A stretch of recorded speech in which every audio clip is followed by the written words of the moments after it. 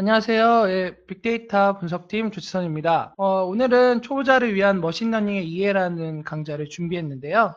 머신러닝을 궁금하신 부분을, 좀 가려운 부분을 알려드리는 시간이 될 것 같습니다. 깊숙한 알고리즘이나 수학적인 얘기가 아니라 그냥 일상생활에서 들을 수 있는, 이해할 수 있는 정도의 강의를 진행할 거라고 보시면 됩니다. 먼저 우리가 머신러닝이나 뭐 딥러닝, 인공지능 하다 보면 기본적으로 통계학, 머신러닝이 뭔지 잘 이해가 안 되죠. 그래서 서점에 가서 통계학 책이나 머신러닝 책을 구매를 합니다. 근데 읽어보면 수학적 기호도 많고 처음 듣는 용어도 많고 그래서 무슨 얘기인지 이해가 가지가 않습니다. 한 10페이지 나가면 한 달이 간 것 같고 보고 또 보고 해도 잘 이해가 가지 않아서 진도가 나가지 않습니다. 그래서 통계나 머신러닝 이론을 포기해야겠다 라는 생각을 갖게 되죠. 그래서 이걸 강의를 들으면 어떨까 해서 외부 강의를 듣거나 뭐 때로는 이런 웨비나 같은 걸 들어서 이제 개념을 잡는 분들이 있죠.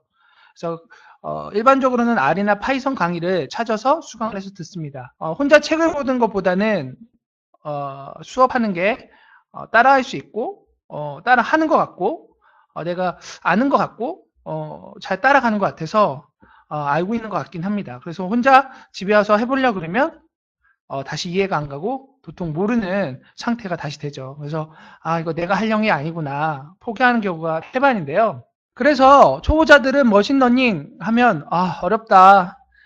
이거 어떻게 해야 돼? 외부 강의도 들어보고 책도 봐보고 해봤는데 알아야 할 게 너무 많네. 수학도 알아야 되고 또 수학 기호는 도대체 뭔지도 모르겠고 코딩의 코자는 대학교 때 배운 적이 없는데 이거 코딩 하려니까 이게 무슨 말인지도 모르겠고 통계학을 내가 배운 적이 없는데 이걸 어떻게 해야 되나 고민들이 많습니다. 그러면 이제 저희가 이제 생각해야 될 것은 뭐냐면 저도 그렇지만 모든 사람들이 이 머신러닝이나 뭐 딥러닝, 뭐 인공지능을 들을 때 처음부터 완벽할 수가 없습니다. 처음부터 전공 수업으로 대학교 때부터 쭉 배우고 대학원 석사를 박사 나오신 분들도 다시 필드에 오면 부분적으로 알고 있기 때문에 완벽할 수가 없기 때문에 공부를 합니다. 끊임없이 공부를 합니다.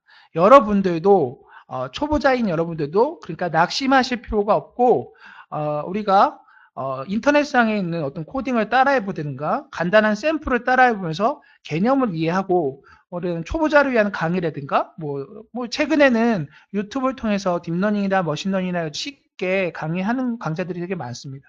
그래서 이런 것들을 접하면서 하나씩 하나씩 개념을 깨우쳐가고 자기가 실제로 코딩도 해보고 이런 게 수학적으로 이런 의미가 있구나를 알아가면서 하나씩 이해해가는 게 바람직하다고 보고요. 저도 맨 처음에 이런 머신러닝을 할 때 한 3년 전, 4년 전만 해도 영문 코딩을 따라해보고 그리고 옛날 데이터 마이닝과 머신러닝 책을 번갈아 가면서 따라해보는 수준으로 하나씩 하나씩 배웠던 기억이 있습니다. 오늘 학습 목표를 잠시 살펴보겠습니다. 오늘의 학습 목표는 크게 6가지로 나눠볼 수가 있는데요.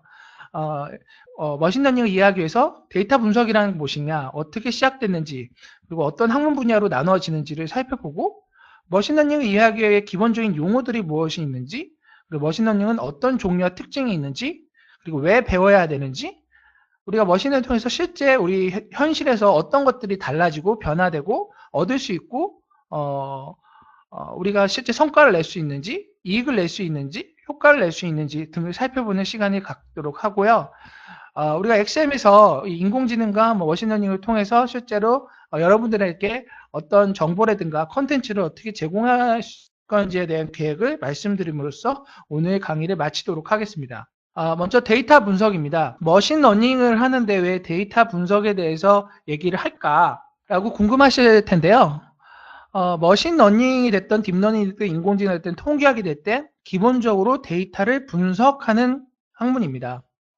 그래서 다양한 그 학문 분야 중에 이런 것들을 요즘에는 새롭게 데이터 사이언스라는 걸로 다시 포장해서 각광을 받고 있는 추세입니다. 기본적인 이 데이터 분석의 핵심은 기본적인 뼈대가 통계학에서부터 시작이 됐는데요.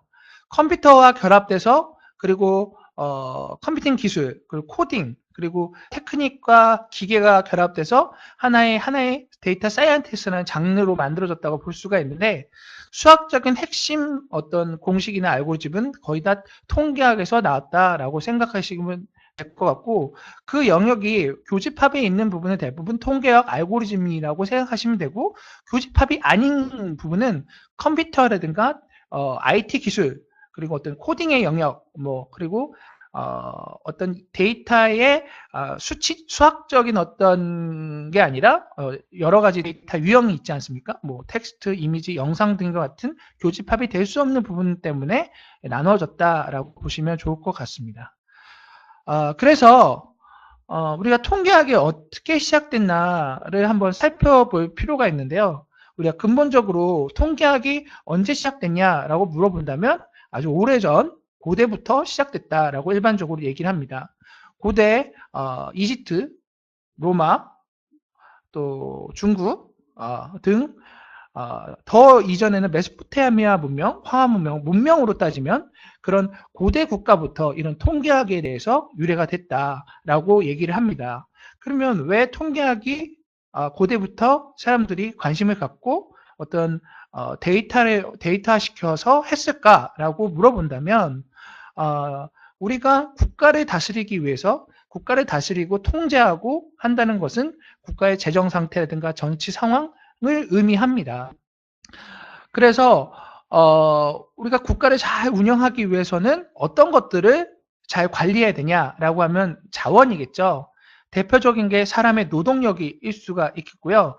그리고 경작물이 될 수가 있습니다. 그리고 도시 국가에 나오는 여러 가지 건축과 관련된 어떤 부분들이 다 그런 어떤 계산에 의해서 관리되고 유지돼야 됩니다. 쉽게 말씀드리면 우리가 경작물이 잘 관측되고 세금으로 거쳐야 되고, 그리고 전쟁이 났을 때 몇 명의 사람들이 나갈 수 있는지 등과 같은 국가와 통제와 관련된 여러 가지를 수치화시키고 계산하고 정리해 놓지 않으면 국가 운영이 안 되겠죠.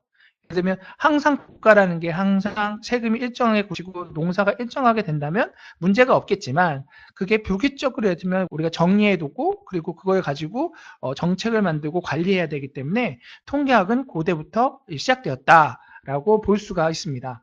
자, 그러면 실제적으로 이제 근대에 와서 이제 통계학의 시작이 어디냐라고 생각해 보면 확률을 계산하는 수학적 확률이라든가 분포, 실제 데이터가 모집되어 있는 기록된 데이터란 건 일단은 특성이나 파악을 하면 기록을 해야겠죠.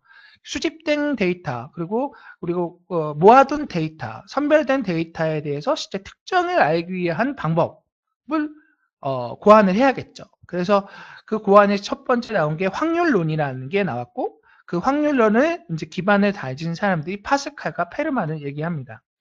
파스칼과 페이만이 처음에 이 확률론을 만들게 된 거는 실제 도박에서 우리가 이겼을 때 얼마의 상금을 얻을 수 있을까라고 확률적으로 계산을 어떻게 해? 라고 파스칼이라는 사람이 페르만은 되게 수학 천재였습니다. 그래서 그 사람이 어떻게 계산하는 게 맞아? 라고 편지를 쓰고 그 편지를 서로 오고 받으면서 수학적인 어떤 주사위를 던지면서 수학적인 확률이 이렇게 나와 계산하는 거를 확립해가지고 이제 확률론이라는 게 기반이 다져졌습니다. 그 확률로 기반으로 해서 이항분포니 동전 앞면 뒷면 정규 분포 등등등 여러 가지 데이터의 특성을 기술하고 추론할 수 있는 이론들이 파생돼서 만들어졌다고 볼 수가 있습니다.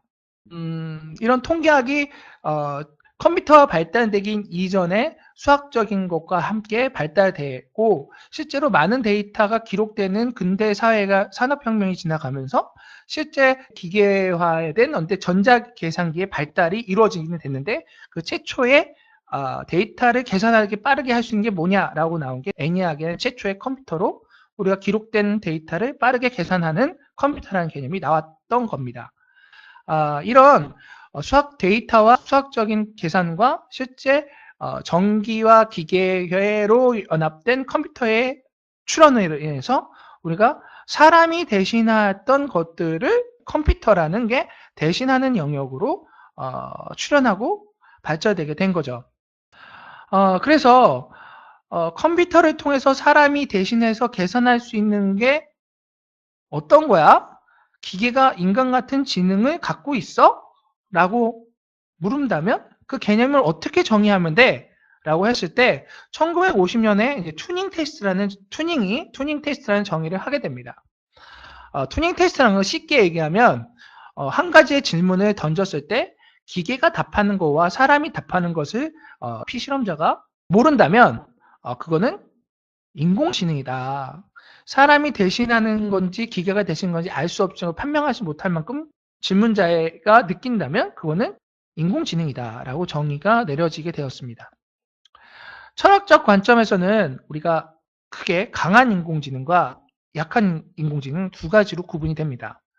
강한 인공지능은 쉽게 얘기하면 인간과 같이 지각하고 스스로 판단하는 거고, 약한 인공지능은 특정 사안에 대해서 문제를 해결하는데 컴퓨터를 통해서 해결하는 거, 특정 분야에 국한됐다고 보시면 좋을 것 같아요. 그래서 약한 인공지능의 예가 뭐가 있을까 한번 살펴보면 일상생활에서 특정 분야에 국한되어 있는 기기 장비 같은 것들이 이제 인공지능의 약한 인공지능의 대표적인 예다라고 볼 수가 있습니다. 최근에 나온 뭐 인공지능 밥솥이라든가 인공지능 세탁기, 인공지능 에어컨, 인공지능 가습기 등과 같이 종합적인 인간의 지각력을 스스로 판단하기보다는 어떤 특정 상황에서 학습된 데이터에 관해서 이제 룰이 만들어지고 그 룰에 의해서 의사결정을 함으로써 지나가는 것이 이제 약한 인공지능이다라고 볼 수가 있습니다. 그래서 전기밥솥이 대표적인 하나의 예가 될 수가 있겠죠. 전기밥솥 사람이 지면 어떻게 하나요? 뭐 쌀을 싣고 전기밥통에 쌀을 넣은 다음에 물이 적당히 들어간 걸 재고 잰 다음에 불을 켜고 불을 킨 다음에 어느 정도 끓는다면 불을 줄이고 그 끓는다는 것은 온도가 어느 정도 됐다는 거겠죠. 그래서 어느 정도 뜸이 될 때까지 한 뭐 몇 분 이상은 놔두고 했을 때 열어보면 밥이 되는 거죠. 기계가 그거를 이제 학습해서 한다 그러면 어떨까요? 일단은 실험을 하겠죠. 어떤 상황에서 밥이 가장 잘 될 건지에 대한 상황에 대해서 여러 가지 데이터를 수집하고 특정 온도에 대해서 불을 낮춰야 되는 것들이 도출이 될 수가 있겠죠. 그런 형태로 인공지능은 어떤 특정 상황에 대해서 좋은 결과, 나쁜 결과에 대해서 특정 상황에 대해서 가장 좋은 게 어떤 경우인가를 이제 학습을 해서 찾아가는 거다라고 볼 수가 있습니다.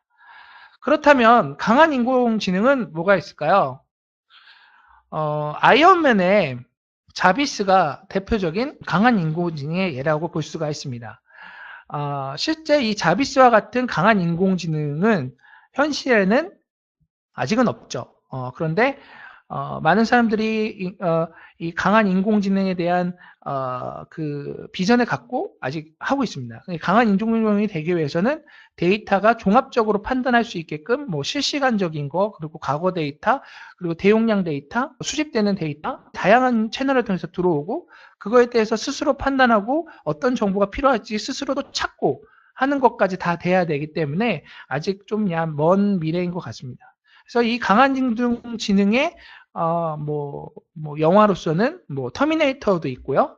또 그리고 매트릭스 등과 같이 컴퓨터가 인간의 어떤 지능을 뛰어넘어서 관리하는 사람을 관리하는 그런 것들이 이제 강한 인공지능의 예다라고 볼 수가 있을 것 같습니다. 그러면 아까 학문 분야에서 데이터 분석의 학문 분야에서 데이터 마이닝에 대한 얘기가 있었는데요. 데이터 마이닝은 어떻게 시작됐냐라고 살펴볼 필요가 있습니다.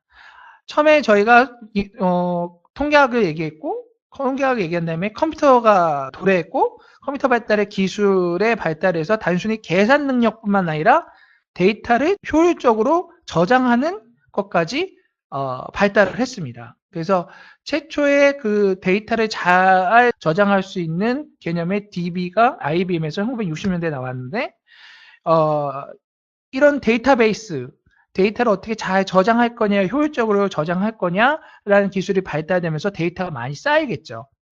쌓이고 나서 이 쌓인 데이터를 어떻게 활용할 거야, 이 데이터에서 어떤 특징들이 있어? 라는 걸 통계적인 응용을 해서 이제 숨은 데이터를 찾는 게 하나의 데이터 마이닝 학문으로 발달을 했습니다. 이 데이터 마이닝은 데이터베이스 발전과 크게 연관성이 있습니다. 그렇다면 머신러닝, 데이터 마이닝과 머신러닝, 통계학의 어떤 알고리즘은 비슷하다고 하지만 그럼 머신러닝은 뭐가 차이가 있냐라고 기계학습은 뭐가 차이가 있냐라고 얘기를 한다면 머신러닝은 기본적으로 프로그램 하지 않습니다. 명시적으로. 예를 들면 다음 얘기같이 인풋이 0, 2, 3, 5, 7 이런 인풋이 있고 예를 들면 아웃풋을 인풋에 플러스 3을 시켜서 나오게 해라 라고 명시적으로 프로그램 하지 않고 학습을 통해서 이제 실제로 아웃풋을 도출하는 게 머신러닝이라고 할 수가 있습니다.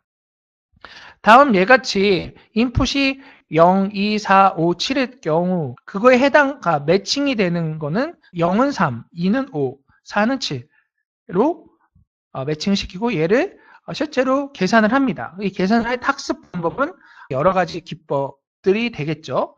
그 기법은 통계학에 기반을 두고 있는 대부분의 알고리즘입니다. 그래서 그 알고리즘이 만들어지면 이제 12가 인풋이 들어왔을 때 15를 토해내겠죠. 다음 장을 보면서 좀 얘기할 게 있는데요. 자, 그렇다면 앞에서 얘기한 것처럼 머신러닝, 데이터 마이닝 이 다르냐? 알고리즘적으로 크게 다르지는 않습니다. 관점의 차이가 있을 뿐 크게 알고리즘 차이는 없습니다. 기계가 학습을 하는 관점에서가 머신러닝이라면 컴퓨터의 대용량 베이스 내에서 처리하는 관점의 통계학을 응용하는 학문이 데이터 마이닝이고 실제 바라보는 목적 자체로 본다면 데이터 마이닝은 데이터 내의 특성이나 현상, 패턴들을 찾는 데 목적이 있다면 머신러닝은 새로운 데이터에서 어떻게 그 값이 나타날 거고 그 값이 실제로 얼마나 정확할 거냐를 보는 게 차이가 있다라고 볼 수가 있습니다. 그러면 통계학, 데이터 마이닝, 머신러닝, 인공지능 다른 거냐? 라고 한다면 그 근간은 크게 다르지 않습니다. 그래서 머신러닝을 배우고 인공지능을 하시는 분들이 수업 시간에 대학원 수업에 들으면 이게 통계학 수업인지 수학 시간인지 알지를 못합니다. 수학 기호가 엄청 많이 나오니까 막 행렬 나오고 막 행렬에 대해서 연산하고 선형대수 나오고 뭐 선형대수만 나오는 게 아니라 또 거기서 퇴기 분석도 나오고 뭐 여러 가지 수학적인 공식도 보이고 이거 통계학 수업에서 배우는 건지 이게 진짜 기계학습인 건지도 잘 구분이 안 갑니다. 그래서 통계학은 옛날 학문, 뭐 인공지능은 최근 학문, 그렇게 보시는 건 좀 위험한 것 같고요. 제가 봤을 때는 기본 근간은 수학을 기반으로 한 통계학적인 어떤 기법, 알고리즘은 거의 같다. 단 바라보는 관점 그리고 컴퓨팅 기술을 활용해서 효과적으로 활용하는 그 방법이 다른 거지 목적이 다른 거지 수학적인 어떤 기호가 다르나 성형대수를 안 모르나 그렇다고 성형대수를 다 이걸 하는데 알아야 되냐 그건 아닙니다. 하지만 인공지능이라고 해서 뭔가 뭐 수학적 뭐 기본 원리가 다르다거나 뭐 그런 건 아니다라는 것을 꼭 알았으면 좋겠고요. 단 처음에 제가 말씀드린 것처럼 너무 기초부터 하다 보면 우리가 뭘 하는지 몰라요. 그러니까 기호에 매몰되는 거죠. 수학 기호라든가 어떤 계산에 매몰되다 보면 숲을 볼 수가 없는데 우리가 이 초보자를 위한 머신러닝을 제가 강의해드린 이유도 전체 숲이 어떻고 기본적으로 알아야 되는 용어가 무엇인가를 설명드리기 위해서 하는 거기 때문에 저희가 앞에 있는 통계학이 어떠니, 데이터 마이닝이 어떠니, 머신러닝이 어떠니, 차이가 뭐니, 그리고 인공지능과 머신러닝과 기계학습의 차이가 뭐니, 라에 대해서 말씀을 드리는 겁니다. 기계가 했을 때 어떤 기법을 쓰냐, 어떤 기법을 쓰는데 그게 미래 예측값을 정확하게 초점을 맞춰서 하는 게 목적에 둔다면 머신러닝인 거죠. 궁극적으로 우리가 머신러닝은 우리가 뒤에도 머신러닝 개념을 다시 한번 설명을 드리겠지만 앞으로 발생될 미래라든가 그리고 지금 현재에 대해서는 판별 할 때 어떻게 할 거냐에 대해서 통계적인 어떤 거를 활용해서 기계의 도움을 의해서 빠르게 한다는 거지 뭐 다른 건 아닙니다. 그렇다면 딥러닝은 뭐냐? 딥러닝은 머신러닝의 하나의 일종 신경망 부류의 하나다라고 볼 수가 있고 왜 요즘에 딥러닝이 인기가 많아졌냐라고 보면 다른 거다. 다른 것처럼 인식이 되지만 얘는 신경망입니다. 신경망 기술을 이용해서 사람과 같이 생각하는 구조 내에서 계산을 하고 학습을 해서 하는 기법이다라고 해서 알파고의 등장에서 큰 이슈가 됐습니다. 통계적인 학습 방법으로는 1950년대, 60년대 시작이 됐고요. 최근에 다시 한번 컴퓨터 기술 발달에 의해서 그 알파고라는 이슈를 통해서 부각이 됩니다. 그러면 딥러닝, 인공지능, 인공지능 내에 딥러닝인 거죠. 인공지능 내에. 그러니까 우리가 지금 일상생활에서 말하는 많이 이미지 분석이나 텍스트 분석이나 영상이라든가 하는 것들은 다 인공지능이라고 얘기를 합니다. 하지만 실제 돌아가는 알고리즘 자체는 딥러닝이다. 이 딥러닝은 인간과 비슷한 신경망을 가지고 그 구탄 구조로 데이터가 처리되게끔 만드는 프로그램, 알고리즘이다 라고 볼 수가 있는 겁니다. 인간과 비슷하게 한다는 건 뭔가요? 입력이 있고 출력이 있고 그 세포에 퍼셉트론이라는 뉴럴이라는 어떤 입출력 내에서 각각 신호를 주고받으면서 주고받은 것들이 어떤 애들은 신호를 받은 게 크게 받을 수도 있고 어떤 애들은 적게 받을 수가 있어요. 우리가 뭐 말을 듣는 거나 시각이 됐던 청각이 됐던 우리가 그 정보를 인풋 받았을 때 우리가 신경세포를 통해서 그 빛을 받고 뇌에 전달됐을 때 그거를 뇌에서 조합했을 때 각각의 여러 가지 세포에 의해서 받게 될 때 그 받는 정도가 다 다르죠. 그 받는 정도에 따라서 어떤 세포는 활성화되고 다음 단계 아웃풋 전달이 될 거고 그런 것들이 다층 구조로 있는 구조가 사람의 뇌와 비슷한 거고 그게 이제 딥러닝이다라고 얘기를 하는 겁니다. 아까도 얘기했지만 이게 1950년대, 60년대 통계학 기반으로 나왔다고 했는데 왜 또 다시 최근에 인공지능이라는 분야에 대해서 이렇게 각광을 받게 됐냐라고 얘기를 안 할 수가 없어요. 그림과 같이 보면 우리 AI, 인공지능이라는 게 두 번의 겨울, 한 번의 여름이 있었습니다. 1950년대 인공지능이라는 수학적인 어떤 증명과 추론을 통해서 엄청난 효과를 받았고 하지만 이게 실제로 현장에 그리고 실제 써먹는 데에 별 효과를 내지 못해서 연구비가 다 차단이 됐습니다. 그래서 첫 번째 겨울을 맞이하게 됐죠. 1980년대 인공지능 딥러닝은 아니지만 인공지능의 전문가 시스템의 하나를 방문으로 룰 기반으로 특정 어떤 상황 다음 예같이 유기화학물을 알려주는 어떤 덴트롤이라는 전문가 시스템이 나왔는데 실제 상업적으로는 실패를 합니다. 그래서 1980년대 잠깐 다시 떴던 인공지능도 사그라들게 되죠. 그렇다면 최근의 인공지능, 딥러닝 이거는 언제 다시 부각이 됐냐면 실제적으로는 2012년에 제플린 힐튼 교수의 알렉스 넷의 이미지 분석에 대해서 굉장한 퍼포먼스를 내는 그 우승을 통해서 다시 한번 부각이 됩니다. 여러 가지 의미하는 게 있습니다. 예전에 단순히 데이터를 저장한다고 보관한다고 하면 DBMS 환경에서 저장을 하고 했었죠. 정형화 시켜야 됐었고 정형화된 데이터만 분석을 했습니다. 하지만 인터넷과 모바일 그리고 통신 기술의 발달, 뭐 와이파이라든가 4G라든가 최근에는 5G까지 이런 다양한 통신 기술과 IT 기술이 발달해서 정말 다양한 데이터가 발생되고 그게 빅데이터라고 하면서 그 내에 쌓여진 데이터를 분석하는 것들이 요구가 많아지게 됐죠. 그래서 바둑도 보면 이 기보라는 게 하나의 그 위치 그리고 기보라는 어떤 그 사진 이미지를 분석해서 다시 수치로 변화시키고 그게 어떻게 이동하냐에 대한 계산을 딥러닝이라는 기술로 계산해서 어떻게 하면 이 승률이 높일 수 있을 것인가라는 거에 대해서 계산을 해서 궁극적으로는 학습 지능을 높인 거죠. 그때 이제 단순하게 뭐 저같이 이제 바둑을 못 두는 사람은 기보를 공부를 했다면 얘가 똑똑해질 수가 없겠지만 이때까지 바둑을 많이 이제 뛰어난 고수들의 둔 기보들이 이제 이미지화 되어 있으니까 그거를 인식해서 학습을 시킨 거죠.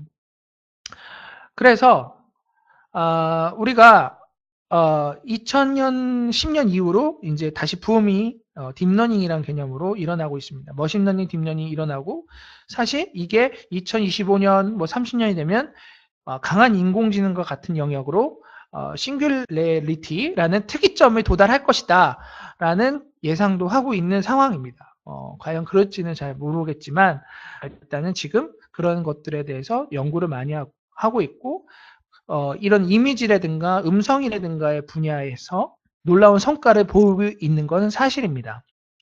자, 그러면 이런 딥러닝이 우리가 겨울을 맞이했는데 최근에 다시 각광을 받는 이유는 아까도 얘기했지만 데이터의 폭발적인 증가, 빅데이터의 폭발적인 증가, 컴퓨팅 파워의 혁신. 예전에 이 딥러닝이 수학적으로 증명이 됐지만 답이 나오지 않는 상황이 태반이었습니다. 조금만 알고리즘과 은익층이 복잡하게 만들면 계산이 안 되는 거죠. 근데 그게 이제 GPU라는 계산 능력을 활용해서 빠르게 그 복잡한 구조를 빠르게 연산할 수 있는 혁명이 일어난 거죠. 그리고 제플린 힌튼 교수의 알고리즘에 대한 어떤 혁신, 이 세 가지 때문에 크게 발전이 됐다라고 볼 수가 있습니다. 다음 장에서는 이제 기본적으로 머신러닝에 대해서 우리가 알아야 될 용어들을 한번 살펴볼까 하는데요. 앞에서 잠깐 데이터 마이닝, 통계, 인공지능, 딥러닝에 대해서 말씀을 드렸다면 지금은 머신러닝 관점에서 정리, 그리고 이해, 그리고 어떤 용어들이 대표적으로 많이 출연되는 용어들에 대해서 살펴보고요. 다음 장에는 어떤 기법들이 있는지 하는 얘기하는 시간이 될 것 같습니다. 그래서 보면 먼저 1959년에 아서 사무엘이라는 사람이 머신러닝의 정의를 이렇게 했습니다. 컴퓨터에 명시적인 프로그램이 없이 배울 수 있는 능력을 부여하는 연구 분야. 아까도 제가 그림으로 보여준 것처럼 x 더하기 3은 뭐야? 라고 이렇게 딱 정하는 게 아니라 학습을 통해서. 그래서 밑에 있는 사람은 특정 작업을 할 때 경험을 축적해서 성능을 높일 수 있는 에이전트를 개발하는 거다라고 한 거죠. 다시 한번 쉽게 설명을 하면 우리가 데이터가 있을 것이고 데이터를 기반으로 머신러닝 알고리즘을 돌릴 겁니다. 선정을 해서 알고리즘을 돌릴 거고 그거에 대한 피드백을 받고 실험 데이터를 넣음으로써 인간을 대신할 수 있는 판단할 수 있는 지능을 갖고 있던 어떤 특정 학습 알고리즘, 모델 이게 과연 맞냐 틀리냐를 보는 거가 머신러닝이다 라고 볼 수가 있습니다. 아까도 예를 드렸지만 어떤 데이터가 있을 때 명시를 했을 경우에는 저같이 표시를 할 게겠죠. 프로그램적으로. 그리고 지도학습이나 비교학습이 있지만 그 뒷부분에 말씀을 드리겠습니다. 일단은 학습을 통해서 데이터가 있고 10일 있을 때 얼마야 라는 거는 학습을 통해서 만들어내는 거다라는 게 머신러닝이라고 했고 그러면 데이터가 많아질수록 이런 프로그램적인 거는 복잡해지고 까다로워지고 학습을 통한 거는 똑똑해진다라고 얘기를 할 수가 있습니다. 왜 그럴까요? 우리가 어떤 사건을 사안마다 판단을 한다면 그거에 대해서 케이스 바이 케이스로 다 정의를 해야겠죠. 너는 뭐해? 너는 뭐해? 이 사람의 경우는 어떤 경우니까 이거를 해야 되고 A라는 사람은 B라는 사람은 이런 경우니까 이거를 해야 되고 다 케이스 말로 데이터마다 정의를 한다면 굉장히 복잡해지겠죠. 체스를 둘 때 이런 식으로 프로그램을 한 거예요. 어떤 경우에는 말을 뭐 3칸 올려라. 뭐 어떤 경우에는 쪼를 뭐 3칸 올려라. 이런 식으로 체스 같이 어떤 경우의 수를 다 프로그램을 했다면 그 경우를 다 일일이 생각하고 코딩해야 되니까 복잡해질 수 있는 거죠. 데이터가 많으면 많아질수록 그 케이스는 비례하겠죠. 예, 비례하기 때문에 주입식으로 다 기록한다는 것은 어려워질 수 있다. 자, 그러면 학습을 통해서는 어떨까요? 우리가 이제 똑똑한 친구들 같은 경우는 기본 원칙, 원리에 대해서 한다면 그 원리에 벗어나지 않는 경우에는 적용을 하는 거죠. 데이터가 많아지더라도 케이스가 늘어나더라도 그 원칙과 원리가 근본적인 이유를 알고 있다면 적용할 수 있는 거죠. 그래서 데이터가 많아지더라도 해석하기가 용이하다라고 볼 수가 있습니다. 그래서 우리가 머신러닝을 이해할 때 레이블이라는 용어, 그리고 변수라는 용어, 그리고 뭐 설명 변수, 반응 변수, 입력 변수, 독립 변수, 종속 변수 뭐 등과 같은 용어들을 많이 접하시게 될 거예요. 그럼 레이블이라는 게 뭐냐라고 보면 여기서 예측하고자 하는 결과값을 의미한다라고 하니 잘 이해가 안 가시죠. 그래서 레이블 값이 뭐냐, 레이블 값이 있냐 없냐라고 한다면 레이블은 결과를 의미합니다. 우리가 예를 들면 사물을 인식할 때, 사물을 인식하고 디텍션 할 때 얘가 개야, 얘가 고양이야 라고 정의를 안 해줬다? 그러면 레이블이 없는 거예요. 그냥 데이터만 있는 거예요. 그리고 코드상에 1과 0이 있는데 걔가 정의를 안 해주면 이제 레이블 값이 없는 거죠. 그럼 변수라고 해서 이 레이블 값은 반응 변수에 해당이 됩니다. 왜냐? 결과가 되는 변수니까. 우리가 머신러닝에서는 우리가 결과가 되는 것을 반응 변수라고 합니다. 그리고 원인이 되는 것은 설명 변수라고 합니다. 우리가 변수라는 게 뭐냐라고 봤을 때 변수라는 것 자체도 이해를 못하겠습니다 라는 분들도 있어요. 변수라는 건 뭐냐? 뭐 변수, 변이, 그리고 이유, 원인 뭐 이런 것들로 생각이 됐죠. 내가 어떤 상황이 만들어지는 것에는 다 원인과 결과가 있는 거죠. 원인이 있어야 결과가 있다라는 것을 인과관계라고 합니다. 인과관계가 있는 경우에 원인이 되는 측정된 값, 관측된 값이 변수입니다. 우리가 데이터베이스 상에서는 얘를 컬럼이라고 얘기도 하고, 그렇다면 설명 변수와 반응 변수, 그러면 원인과 결과, 설명하기 위한 거죠. 결과를 어떻게 일어날지에 대해 설명하기 위한 거니까 설명 변수라고 얘기합니다.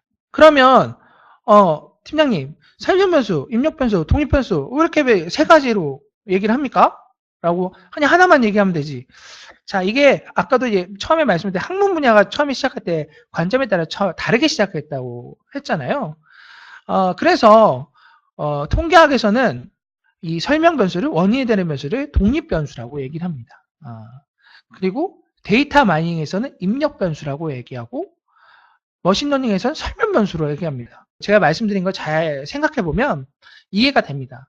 통계학의 기초는 뭐죠? 수학이죠. 수학에서 계산되고 하니까 이 측정된 변수들의 관계가 어떠냐, 기술된 특징이 어떠냐를 보니까 이 변수들은 각각의 원인이 독립적으로 어떻게 반응하는지, 그리고 개별적으로 어떻게 반응하는지를 보다 보니 이게 독립 변수라는 용어가 이제 든 거고, 자, 데이터 마이닝은 제가 뭐라 그랬죠? 컴퓨터 기술의 발달과 해서 데이터가 저장하기 위해서 뭘 합니까? 입력을 하죠. 컴퓨터에. 그러면 입력된 데이터 내에서의 어떤 특징들이 어떻게 되냐 판단하기 위해서 입력된 그런 용어 자체가 입력 변수라고 생각하시면 좀 편할 것 같아요. 그러면 머신러닝은 뭐냐?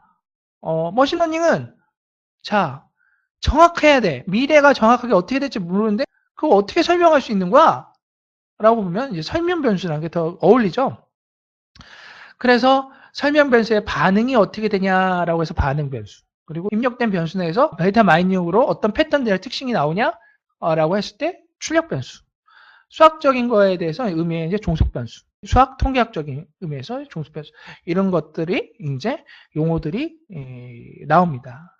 그래서 이제 부가적인 통계학이라든가 데이터 마이닝에서 많은 를 왜 썼냐면 책을 보시다 보면 이제 혼용돼서 쓰는 경우가 있기 때문에 이제 그 용어를 이제 말씀드리는 거예요. 다음 얘기할 거는 자, 머신러닝이 사람을 대신해서 기계가 어떤 지능을 만들어내는 거예요. 그 지능을 만들고 판단하는 겁니다. 라고 얘기를 했습니다. 근데 그 기반은 학습이라고 하는데 그 학습을 어떻게 하는 거예요? 라고 질문할 수가 있죠. 우리가 데이터를 기반으로 특정 알고리즘을 선정해서 학습을 한다고 하는데 어떻게 학습을 해요? 라고 물어본다면 여기서 개념이 트레이닝이라는 개념과 테스트, 그리고 트레이닝 중간에 밸리데이션이라는 개념이 나옵니다. 학습을 하고 이 학습이 제대로 됐는지를 테스트 하려고 한 게 두 가지로 쪼갠 거고요. 학습을 하고 학습이 제대로 되고 한번 검증을 하고 검증한 거를 다시 테스트하는 과정을 거치는데, 자, 여기서 중요한 거는 학습을 하는 거, 학습을 하는 임의의 학습 어떤 모델, 실제로는 어떤 수학 공식처럼 만들어지는 이 모델 다음에 테스트를 왜 할까라고 보면, 과거부터 현재까지의 데이터는 우리가 가지고 있죠. 예, 과거부터 현재까지 데이터는 우리가 가지고 있습니다. 그런데 미래의 데이터는 우리가 모델을 학습할 때 갖고 있나요? 갖고 있지 않죠. 그러면 우리가 미래의 데이터를 어떻게 얻을 수 있죠? 현재까지의 데이터를 쪼개는 겁니다. 그래서 테스트 데이터는 실제 미래에 올 데이터라는 것을 가정을 하는 겁니다. 밸리데이션은 미래에 올 데이터를 가정하기 전에 학습이 정말 잘 돼 있어 라는 것을 판단하는 하나의 중간 브릿지라고 보면 됩니다. 자, 시험을 보는데 우리가 중간고사를 봅니다. 중간고사를 보는데 중간고사가 보기 전까지 우리는 공부를 하죠. 공부를 하겠죠. 학교에서 배운 공부를 하고 교과서라든가 참고서를 봐서 공부를 하겠죠. 근데 시험에 정말 잘 볼 수 있는 능력이 됐는지, 내 학습이 잘 됐는지를 어떻게 평가하죠? 미래에 내가 갔다 와서 시험을 딱 보고 올까요? 그건 아니죠. 참고서라든가 뭐 학습을 통해서 미리 한 기출문제들을 풀어보든가 하는 거를 통해서 할 수가 있겠죠. 내가 공부 이론적인 거 잘 봤어? 아주 단원마다 내어있는 문제도 풀어보고 중간에 그런 것들을 해서 내가 학습이 얼마나 잘 있는지를 평가를 하고 나서 최종적으로 내가 뭐 예상 문제를 풀어보고, 예상 문제가 하나의 테스팅이 되는 거죠. 예상 문제를 잘 풀어보고 점수가 잘 나왔다면 내가 학습이 잘 됐네 라고 생각할 수가 있는 거죠. 자, 그래서 우리는 데이터를 현재까지의 100% 데이터를 쪼개서 모델을 만듭니다. 모델을 만든 거예요. 학습을 시킵니다. 자, 그러면 이 있는 데이터를 어떻게 쪼개요? 라고 했을 때 경우에 따라는 5대 25, 25, 뭐 6대 2대 2, 트레이닝과 테스트 둘로 나눴을 때는 그냥 70대 30, 80대 20 등과 같이 나눠서 학습을 합니다. 그래서 우리가 학습 데이터로 구축을 하고 변수를 선택하고 검증을 하고 이게 실제 모형이 과적합됐는지, 자, 과적합이란 거는 실제 모형이 잘 만들어졌는지를 본다고 생각하시면 돼요. 그리고 정확도하고 민감도하고 정밀도가 얼마나 잘 맞는지 등을 검증 데이터를 통해서 확인을 하죠. 그리고 최종적으로 이게 실제로 쓸 수 있는 모델인지를 테스트 데이터로 평가를 합니다. 이런 과정을 통해서 실제 모델이 만들어지고 이런 자세한 성능 평가와 깊이 있는 내용들은 제가 별도로 디테일하게 좀 강의를 만들어 볼까 합니다. 그래서 지금까지 머신러닝에 대해서 이해를 정의해 보자면, 머신러닝은 뭐다? 명시적인 프로그램이 없는 학습 기반의 사람이 대신해서 판단할 수 있는 지능을 만들어내는 컴퓨터 프로그램을 개발하는 거다라고 볼 수가 있습니다. 그리고 그 안에는 기본적으로 데이터가 어떻게 구성되어 있는지, 변수라든가 레이블이라는 데를 얘기를 했었고, 학습을 어떤 방식으로 하는지, 학습과 검증과 테스트를 어떻게 나눠서 왜 그렇게 해야 되는지에 대해서 말씀을 드렸습니다. 이제는 머신러닝 분류에 대해서 한번 소개해 볼까 하는데요. 분류와 분석 기법에 대해서 제가 소개를 할 겁니다.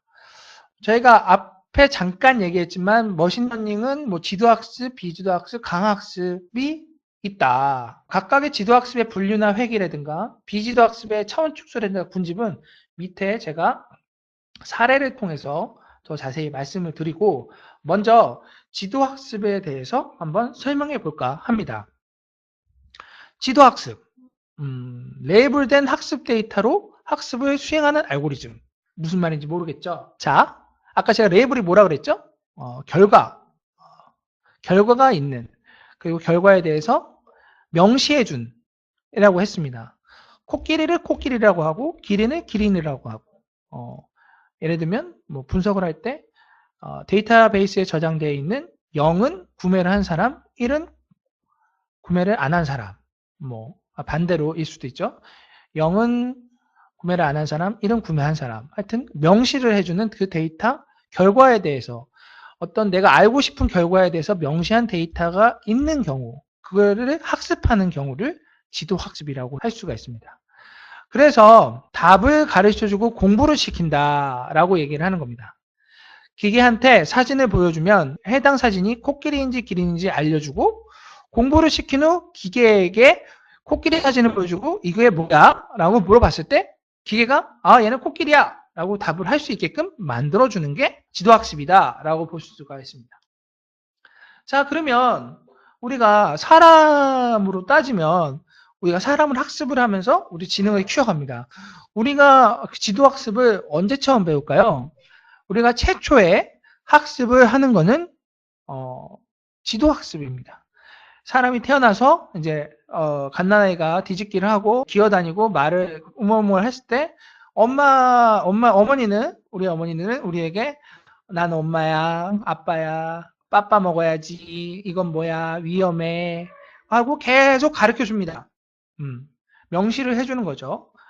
그럼을 통해서 우리가 그거에 대해서 스스로 그거를 이런 경우에는 아빠구나, 이렇게 생긴 사람은 아빠구나, 저렇게 생긴 사람은 엄마구나, 저렇게 생긴 사람은 할머니구나, 그런 것들을 지도를 통해서 판단할 수 있는 지식을 갖게 되는 게 이제 지도학습인 거죠. 그렇다면 피지도학습은 뭔가요? 피지도학습은 레이블이 없습니다. 레이블이 없는 상태인 거는 우리가 예측하고자 하는 명시적인 결과가 없는 상태에서 어떤 설명 변수, 우리가 원인이 되는 변수들만 막 있는 겁니다. 답이 없는 거예요. 그래서 일단 답이 없는 사진, 얘가 코끼리인지 기린인지 없는 사진을 막 이제 기계에 넣어놓고 얘가 학습을 하고 얘가 사진의 특징들을 보니까 얘는 코가 긴 애들이네, 얘는 목이 긴 애들이네, 다 분류를 하는 거죠. 묶어보는 거죠, 이렇게 데이터적으로만. 아직까지는 이 비지도 학습의 경우 얘는 코끼리입니다 라고 기계가 말해주지는 않아요. 그냥 코가 긴 애들을 모아주는 거죠. 목이 긴 애들을 묶어주는 거죠. 비지도 학습에서 그걸 보고 사람이 얘는 코끼리를 분류했구나, 기린을 분류했구나 라고 할 수가 있습니다. 그래서 비지도 학습의 경우는 뒷부분에 또 얘기하겠지만 사람으로 따지면 우리가 성장기 때 우리가 답이 없는 상황에서 스스로 깨닫고 해결하고 하는 상황들이 이제 비지도 학습을 통해서 도래할 수가 있는 것 같아요. 예를 들면 우리가 예술이라든가 창작이라든가 어떤 새로운 개념을 만드는 어떤 학습 방법이 거의 비지도 학습에 가깝다. 왜냐? 기존에 없던 거니까. 되게 창의적이고 정의를 해줘야 되는 부분이니까 지도 학습은 누군가 가르쳐주고 답이 있는 상황이지만 비지도 학습은 답이 없는 상황이기 때문에 내 상황에 대해서 스스로 창작하고 창의하는 꼭 그거를 정의 내려 얘는 어떤 겁니다 라고 하면 사실 천재성이 있는 사람들은 이런 비지도 학습적인 알고리즘이 머릿속에 뛰어난 거죠. 답이 없는 상황에서 우리가 패턴과 특성을 가지고 찾아내는 게 비지도 학습이다 라고 볼 수가 있습니다. 그 다음은 강화학습. 강화학습은 뭔가요? 강화학습은 정말 쉽게 얘기를 할 수가 있어요. 선생님이 시험에 대해서 목표를 딱 줬어요. 근데 잘 봐. 그러면 상을 주고 못해. 그러면 벌을 주는 겁니다. 특정한 목적을 두고 그거에 따라서 행위자의 어떤 나타내는 현상을 보고 판단을 하는 거죠. 그거에 대해서 보상도 줄 수도 있고 이제 처벌도 볼 수 있고 그걸 통해서 내가 스스로 잘하기 위한 방법이 뭐야 라고 바꿔가는 과정이 이제 강화학습입니다. 그래서 이제 당근과 채찍 동시에 그런 것 등의 강화학습이다 라는 게 크게 머신러닝의 학습 방법의 분류라고 볼 수가 있습니다. 다시 한번 정의하면 머신러닝은 크게 세 가지 학습 방법으로 분류가 된다. 지도학습, 비지도학습, 강화학습 등으로 분류가 된다 정도 이해하시면 좋을 것 같고 걔는 어떤 특징들이 있다. 지도학습은 레이블이 있다 없다? 있다. 비지도학습은 레벨이 있다 없다? 없다. 강화학습은 어떤 목적을 두고 보상과 벌을 통해서 그 목표를 달성하는 과정에서 바뀌어가는 학습 방법이다 라고 보면 좋을 것 같습니다. 우리가 다시 한번 지도학습에 대해서 우리가 얘기했던 두 가지 회귀와 분류 중에 회귀를 먼저 예를 들고 한번 말씀드릴 좋을 것 같아요. 우리가 지도학습은 결과가 있다고 했습니다. 과거부터 현재까지의 결과값이 있는 거죠. 자, 이 과거부터 현재까지의 결과값을 가지고 미래를 알고 싶은 거예요. 그러면 우리가 그 미래를 알고 싶은 게 어떤 게 있을까요? 회귀 같은 경우는 수치형일 경우 회귀라는 기법으로 이제 분류로 이제 파생이 됩니다. 수치형 하니까 또 이제 모르실 수 있어요. 수치형이란 거는 숫자와 관련된 거죠. 금액이라든가 매출액이라든가 고객수라든가 양과 관련된 거죠.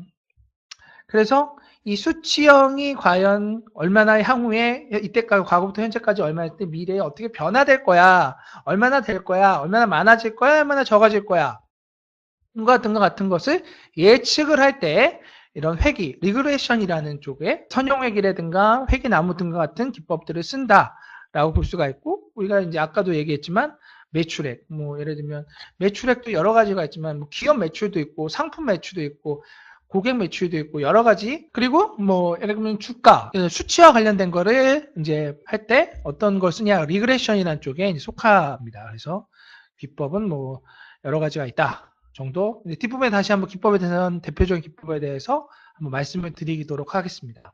지도학습에는 또 결과가 있는 것 중에 이제 수치형이 아닌 경우 클래시피케이션이라는 분류에 해당되는 건데, 얘는 범주형 반응 변수를 예측할 때 쓴다. 이 범주형이라는 건 뭐냐면 쉽게 얘기하면 남자 여자 그리고 혈액형 구분되는 겁니다. 구분되는 값. 그래서 우리가 예측을 할 때 범주형을 예측하고 싶을 때 어떨 때 예측하냐라고 하면 이 사람이 실제 우리 쇼핑몰에 들어와서 구매를 할 건지 안 할 건지, 그리고 암 진단을 했을 때 암이 발생할 사람인지 안 할 사람인지, 금융거래를 정상적으로 할 사람인지 안 할 사람인지 등과 같이 이냐 아니냐, 이건 이진 분류라고 하죠. 0과 1로 분류하고, 예를 들면 고객의 등급을 분류하고 싶다. 기존 고객들의 분류가 일단 되어 있어야겠죠. 왜냐? 어떤 특성들을 갖고 있는 사람은 S등급, 어떤 등급들은 A등급, 과거 이력들이 있어야겠죠. 그거에 결과에 영향을 주는 설명 변수들도 있어야겠죠. 뭐 예를 들면 자주 들어오고 일정량의 금액의 매출액을 발생시키고, 그리고 특정 거주 지역에 있고 뭐 등과 같은 그런 변수들, 내가 S등급이야 라는 걸 설명할 수 있는 변수들이 과거에 있었고, 그러면 걔를 통해서 모델을 만들었어. 그러면 걔는 분류 모델을 활용할 때 어떨 때 활용할 수 있을까요? 신규 고객이 들어왔어요. 이 사람한테 혜택을 줘야 되는데 등급에 따라 혜택이 달라. 그러면 얘를 등급을 어딘가 매겨줘야겠죠? 네. 그럴 경우에는 S등급에 들어갈지, A등급에 들어갈지, B등급에 들어갈지, 이제, 이지는 아니고 다항 분류로 이제 분석이 될 수가 있습니다. 이런 클래시피케이션의 대표적인 모델은 로지스틱, 의사결정 트리 뭐 등 여러 가지가 있는데, 기법에 대해서는 나중에 뒷부분에 다시 한번 언급을 해드리겠습니다. 비지도학습. 비지도학습은 아까 제가 말했던지 레이블이 있다 없다? 없다. 그리고 데이터의 특성과 패턴을 찾는 분석 기법이다 라고 말씀을 드렸는데, 그 비지도학습의 대표적인 기법 중에 하나가 연관성 분석, 패턴 분석, 룰에 대한 패턴을 도출하는 분석 등이 있고요. 그 대표적인 게 장바구니 분석이라고 하고, 장바구니 분석이라 하면 예를 들면 A를 사고 B를 사고 C를 사고 어떤 물건을 샀을 때 다른 어떤 물건을 살 거냐. 자, 이런 패턴을 알면 어떤 거를 할 수가 있을까요? 진열 때에 디스플레이를 바꾼다든가, 진열을 바꾼다든가, 매장 구성을 바꾼다든가, 온라인 쇼핑몰 같은 경우는 의상 코디를 다르게 한다든가, 많이 잘 팔리는 물건끼리 이제 코디를 하겠죠. 그리고 어떤 물건을 살 때 경로에 대한 어떤 패턴을 한다면 경로 가지고 경로를 단축시키거나 하는데도 쓸 수가 있는 거죠. 이런 연관성 분석은 SNS 분석이라는 걸 새로운 패턴을 통해서 사람과 상관 간의 관계가 어떤 거에 따르냐의 그 영향도를 평가하는 분석에도 추가적인 활용 방법이 있습니다. 연관성 분석 말고 대표적인 분석, 클러스터링이라는 기법이 있습니다. 클러스터링, 군집, 묶어주고 그룹화시키고 하는 건데 묶이고 안 묶이고 모이고 안 모이고 기본적으로 뭘 얘기하는 걸까요? 비슷하냐? 라는 거겠죠. 예를 들면 끼리끼리 논다. 얘와 나는 달라. 얘하고 나하고는 섞일 수 없어. 섞일 수 없어? 특성이 다른 거겠죠. 쉽게 얘기하면 사람과 사람이 섞일 수 없어? 뭔가 성격적인 부분이 안 맞는다.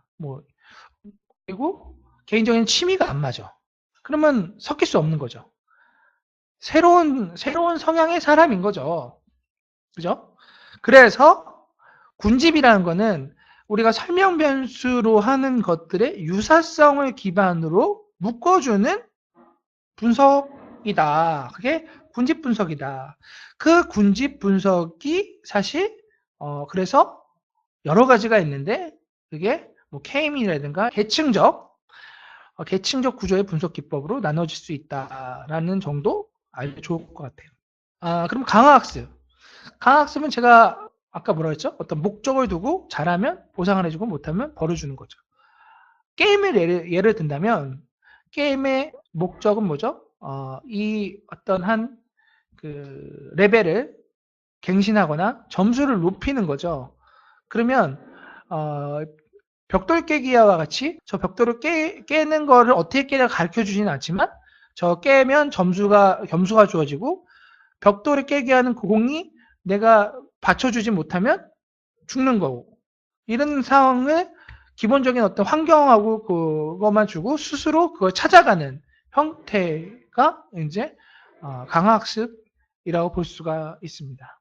자, 그래서 우리가 기법이 굉장히 많아요. 기법이 많은데 지도학습은 예측과 분류, 예측을 리그레이션이라고도 얘기를 하고 예측이라고도 얘기합니다. 그래서 걔는 기본적으로 회귀나무라든가 회귀 분석이라는 기법으로 크게 있고 이거 말고도 더 많은 기법들이 있습니다. 근데 대표적인 기법들이 이게 그렇다.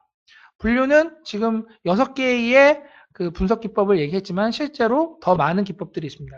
로지스틱, KNN, 의사결정나무, 랜덤 포레스트, 서포트 벡터 머신, 신경망 이외에도 더 많은 기법이 있지만 이런 것들이 기본적인 머신러닝을 할 때 많이 들리는 기법이다라는 정도 알아두시면 좋을 것 같습니다.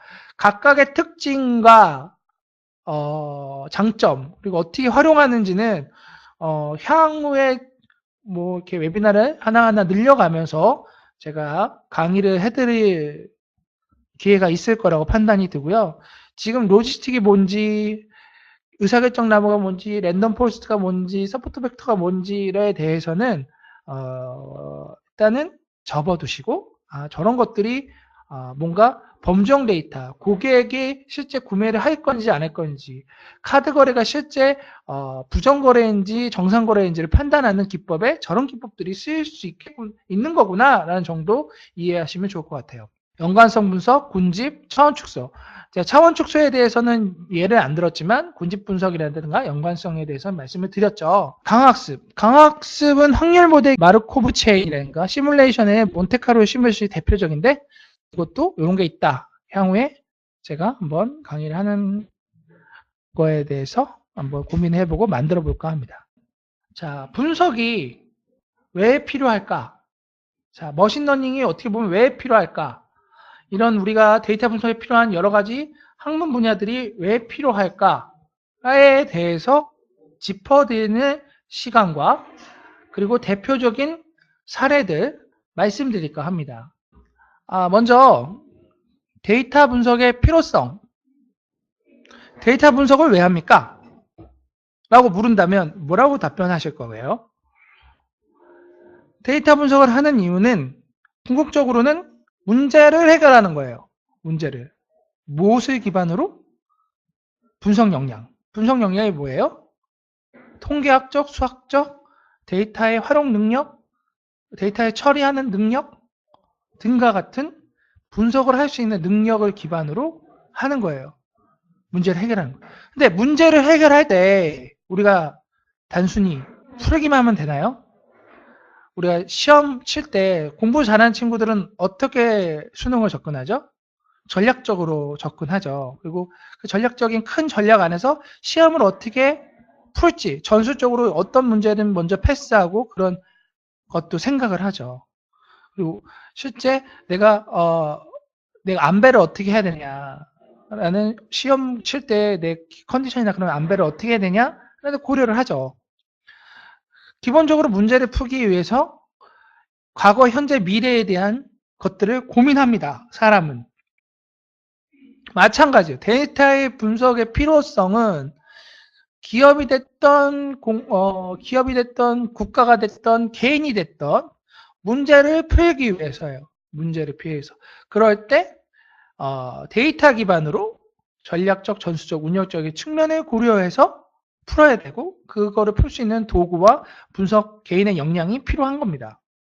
그 개인의 역량이 이제 모자르니까 이제 데이터 사이언티스트도 이제 구하고 데이터 엔지니어도 필요하고 소프트웨어 아키텍처도 여러 가지 사람들을 섭외해서 하죠. 왜? 혼자 할 수 없으니까. 데이터 기반을 푼다는 거는 혼자 뭐 개인이 생각하는 문제가 아닙니다. 요리를 했을 때 제가 이제 데이터 기획 분석을 했을 때 얘기했던 것처럼 요리를 하기 위해서 그냥 혼자 집에서 뚝딱뚝딱 하는 게 아니라 많은 스택과 리소스와 자원과 그리고 목표 등이 하에서 이루어져야 됩니다. 자, 우리가 문제를 해결할 때 사후 판단, 사전 판단, 예측 이건 뭐라 그랬죠? 사후는 과거의 현상이 어떻게 되는지 설명하기 위해서, 사전은 현재의 기점으로 미리 사전에 체크하기 위해서, 모니터링하기 위해서, 예측은 미래를 우리가 예견하기 위해서 하는 거라고 했습니다. 그게 요즘 빅데이터라는 개념 하에 이루어지고 있다. 빅데이터라고 하면 그냥 단순하게 큰 데이터가 아니라 정말 다양한 데이터, 그리고 큰 데이터, 가치 있는 데이터 등과 같이 3P, 3S, 3V 여러 가지 얘기하지만 기본적으로 요즘에는 가장 기본은 4V를 얘기하죠. 속도와 규모와 다양성과 가치, 네 가지를 얘기합니다. 데이터 분석을 통해서 우리는 무엇을 얻을 수 있을까요? 라고 하면 크게는 두 가지죠. 이익, 수익 창출, 그리고 공공은 공익 창출. 크게 두 가지입니다. 그러기 위해서 우리는 통계학이나 데이터 마이닝, 머신러닝 등과 같은 걸 통해서 데이터에 대해서 땅을 파가지고 그런 의사결정에 필요한 정보를 만들어내는 거다.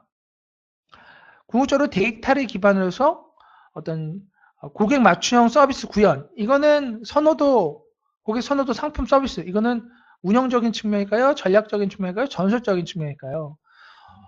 이런 컨셉을 잡는 거는 하지 않는 비교 대상군에 대해서 우리가 고객 관점에서 맞춤형을 하겠다라고 하는 건 전략일지 모르지만 실제 상품 레벨에 따르면서 고객 맞춤 서비스로 실제 디테일하게 추천해주고 제공해주는 거는 전술적인 의미겠죠. 예. 이상 현상을 감지한다. 예를 들면 발전기 모터의 터빈이 정상적으로 가동하고 있는지, 아니면 시스템 장비에 큰 에러가 없는지, 문제가 없는지 계속 발생되는 어떤 데이터에 대해서 센서가 계속 주기적으로 반응을 보이고 하는 이상 감지가 없는지 체크하는 것들은 이제 어떤 빅데이터 기반에서는 실시간 모니터링 관점의 분석이겠죠. 이거는 운영적인 관점이겠죠. 약간 대표적인 기업 사례, 제너릭 일렉트릭사의 유지보수 서비스 판매. 쉽게 얘기하면 단순하게 항공기 엔진만 만들던 회사가 아니라 항공기 엔진과 같이 가상의 어떤 환경을 만들고 거기서 미리 사전에 언제쯤 되면 항공기 엔진이 고장날 수 있어까지 서비스를 해주는 그런 서비스도 만들어냅니다. 단순하게 대여하고 유지보수하는 사업을 보다는 확장된 개념의 엔진을 정밀하게 분석할 수 있는, 미래가 어떻게 고장날지까지 예견해 줄 수 있는 그런 서비스를 제공하는 사례가 있고요. 아디다스 같은 경우는 간단합니다. 기존의 디자이너 하던 것보다 분석 로봇이 임의로 만든 디자인으로 빠르게 출시해서 생산성을 증가시킬 수 있다.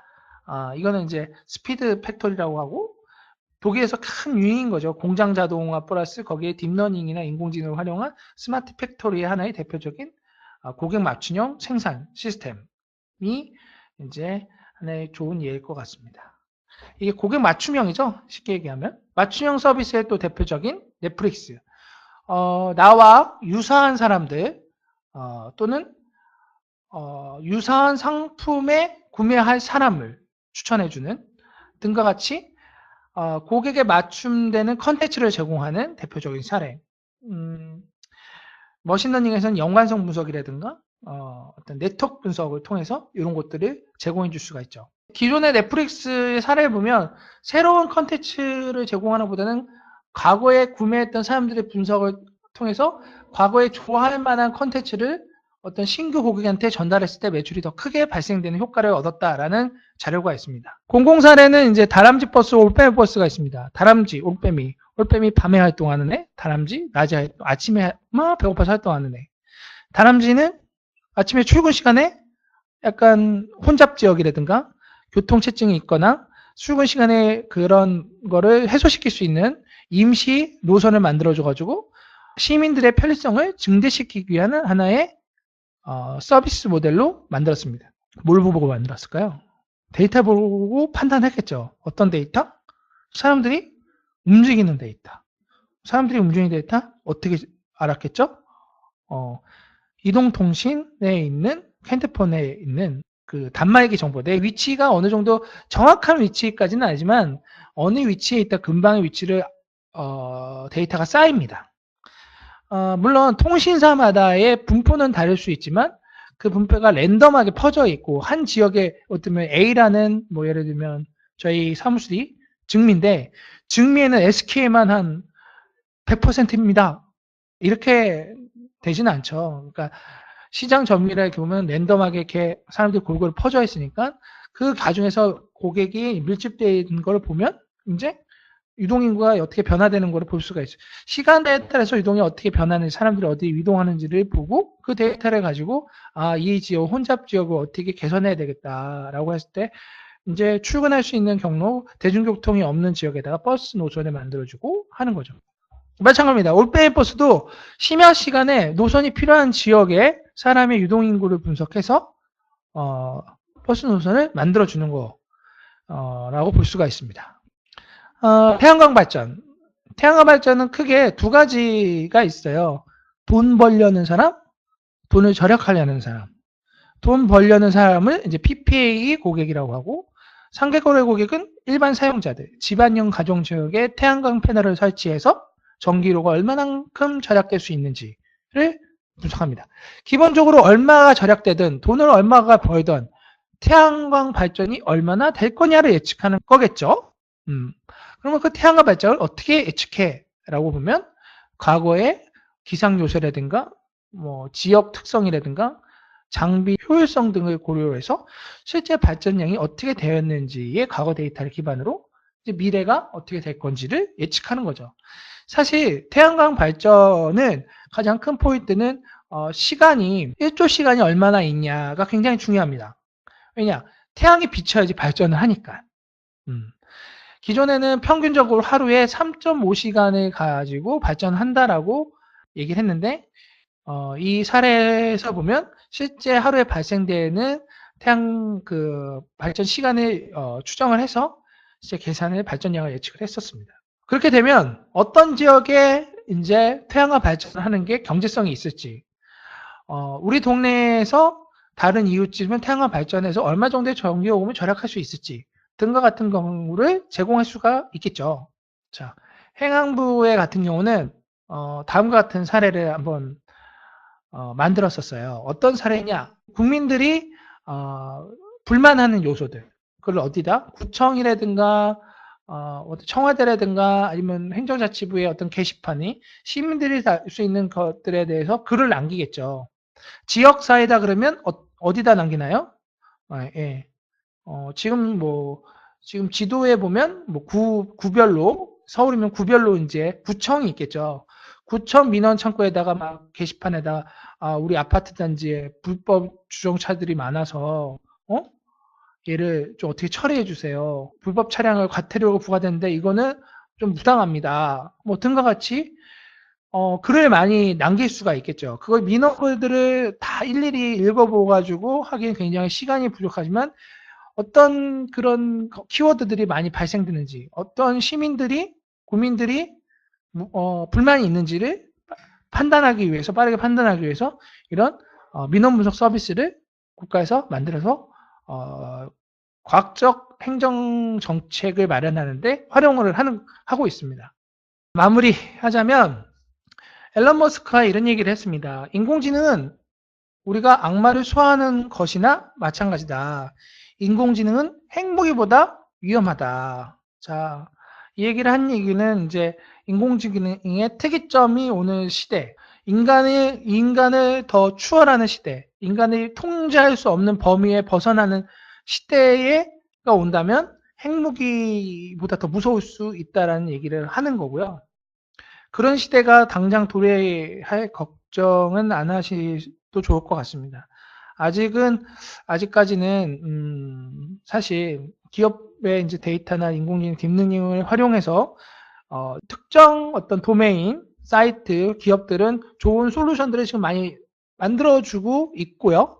만들고 있어요. 뭐 예를 들면 카카오톡 같은 경우도 내가 원하는 음악을 내가 선호하는 음악을 몇 마디 이제 말을 통해서 인식하고 그리고 또 내가 가고자 하는 길을 음성 인식해서 하고 개인적으로는 비서 같은 역할도 해주면서 하는 것들이 하고 있지만 아직까지는 통제할 수 있는 범위 내에서 인공지능이 활용되는 수준이기 때문에 큰 걱정은 하지 않으셔도 좋을 것 같습니다. 물론 개인이 갖고 있는 데이터들이 컴퓨터 가상공간에 다 저장될 수 있는 까지 기술을 발달한다면 그렇게 하기 위해서는 뭐 양자 컴퓨팅이라든가 다양한 것들이 더 발달돼야 되겠지만 그 전까지는 아직까지는 걱정할 일은 아니다. 알버트 아인슈타인이 그 50년대 뭐 그럴 때도 50년대 컴퓨터가 나오고 기계가 막 계산을 빨리 할 때 이런 얘기를 했어요. 컴퓨터는 놀랍게 빠르고 정확하지만 대단히 멍청하다. 사람은 놀랍게 느리고 부정확하지만 대단히 똑똑하다. 두 개가 합쳐지면 상상할 수 없는 힘을 가지게 된다라고 얘기를 했습니다. 지금의 어떤 딥러닝, 뭐 인공지능도 돌아가신 아인슈타인 박사님과 같이 충분히 생각할 수 있는 시대인 것 같습니다. 기술과 환경이 바뀌었지만 생각은 아직까지 비슷한 것 같아요. 지금까지 그러니까 머신러닝 초보자를 위한 머신러닝 이해에 대해서 말씀을 드렸습니다. 그래서 마지막으로 앞으로 엑스엠에서 웨비나뿐만 아니라 어떤 것들을 여러분들에게 얘기해 줄까 고민했던 부분을 잠깐 설명해 드리면 저희가 이제 아직 오픈은 안 했어요.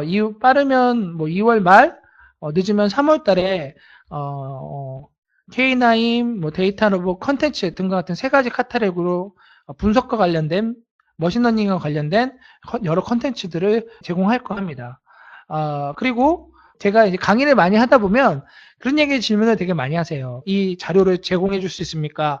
라고 하는데 사실 제공해 드리기는 좀 어렵고 이런 동영상이라든가 이런 것들을 컨텐츠 영역에 유튜브와 연결해가지고 올리는 형태로 보고 싶을 때 볼 수 있게끔 오픈을 할 거고요. 라임과 데이터 로봇이라는 얘기를 하기에 앞서서 라임이 도대체 뭔데 엑셈에서 하려고 해? 라고 물어보실 수 있어요. 그래서 라임이라는 거는 우리 분석을 하다 보면 R이나 파이썬 같은 오픈소스를 접하게 되는데 언어예요. 언어기 때문에 코딩을 해야 돼요. 코딩. 근데 코딩이 안 하고 공짜로 쓸 수 있는 솔루션들이 있어요. 그 대표적인 게 이제 라임이라는 솔루션인데 데스크탑에서 설치를 해서 오픈소스로 무료로 클릭 해가지고 분석을 할 수 있는 솔루션입니다. 물론 대용량인 경우에는 별도로 라이센스 서버에서 돌아갈 수 있는 라이센스가 필요하긴 하지만 내가 분석을 R보단 좀 쉽게 랭귀지가 좀 어려우신 분들은 이제 이런 라임을 통해서 이제 분석을 활용할 수 있다. 그 라임은 기본적으로 독일에서 개발했고 얘가 커뮤니티가 엄청 커요. 그래서 2006년부터 해가지고 지금 12년이 지났기 때문에 굉장히 탄탄한 솔루션입니다. 우리나라에서 많이 아직은 활용되고 있지 않지만 앞으로 많이 활용될 거라고 예상이 됩니다. 왜? 데스크탑에서 쓰는 거는 논문 쓰거나 연구하는 데 있어서는 공짜이기 때문에 그냥 쓸 수가 있어요. 그래서 이런 것들에 대한 저희가 자료, 뭐 예를 들면 유료 자료 뭐 등 오픈할 수 있는 건 최대한 오픈해드리고 커뮤니티로 되게 활성화하려고 노력하려고 하거든요. 워크플로우 다음 그림과 같이 코딩이 아니라 이렇게 워크플로우라는 아이콘을 갖다 놓고 연결을 그림 그리듯이 해가지고 분석을 하는 거다. 되게 직관적이죠. 그래서 그런 솔루션이다. 그리고 최근에 오토ML이라는 솔루션이 있어요. 오토ML. 머신러닝이 굉장히 기법이 많죠. 저도 머신러닝이라는 알고리즘을 정리하다 보니까 제가 해봤던 알고리즘이 한 20개 정도더라고요. 실제로 해본 알고리즘이. 새로운 알고리즘 짜는 건 더 어렵겠죠.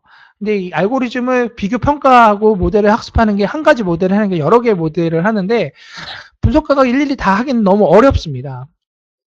그래서 이 데이터 로봇이라는 게 그런 오토ML, 자동으로 머신링을 할 수 있는 분석가에게는 분석할 수 있는 시간을 더 다양한 모델을 돌리면서 분석할 수 있는 시간을 제공해주고 분석을 잘 모르는 사람도 좀 할 수 있는 영역으로 확장할 수 있는 솔루션이라 볼 수 있는데 그런 것들에 대한 자료 그리고 어떤 레퍼런스 등을 공개할 예정입니다. 뭐 다시 한번 이제 정리해보면 그 초보자를 위한 머신러닝 2에는 수학적이고 알고리즘적인 부분이 아니라 내가 기본적으로 머신러닝 처음 접하는 사람들이 알아야 될 것들, 머신러닝이 뭔지, 머신러닝의 종류와 분류가 어떻게 나누어지는지, 거기서 무엇을 할 수 있는지 등과 같은 정도만 이해하셔도 될 것 같고, 자 그렇다면 이 다음에 뭐를 할까라고 고민이 들 거예요. 오케이 이해했어. 그럼 일단 나 다음에 뭐 해야 돼? 라고 한다면 하나 어떻게 보면 가장 간단한 방법은 내가 예측하고 싶은 것들에 대해서 한번 생각을 해보세요. 내가 갖고 있는 데이터 중에서. 그리고 그거를 가지고 처음에는 지도학습 중에서 하나를 선택해서 한번 돌려보는 것도 나쁘지 않습니다. 네. 예를 들면 내가 갖고 있는 데이터가 수치형 데이터야. 그리고 걔를 기본적으로 설명할 수 있는 데이터가 갖고 있어야겠죠. 걔만 갖고 있다고 뭔가를 할 수 있는 건 아니에요. 여러 가지 기법의 장단점이 있겠지만 가장 간단한 것부터 접근을 해라 라고 충고해드리고 싶습니다. 하나하나 하다가 보면 그 말들이 연결이 되고 연결된 것 중에서 제가 한 말들이 통합이 될 거예요. 궁극적으로는. 그리고 제가 웨비나 강의를 또 하고 있는데 이런 것들이 합쳐지면 제가 분석 기억에서 왜 저런 말을 했는지도 이제 이해가 되실 수가 있고 제가 이거에 대해서 하나하나 쪼개서 다음번에는 좋을 만한 것들을 또 하나 만들어서 공유를 해드리도록 하겠습니다. 이상 강의를 마치겠습니다.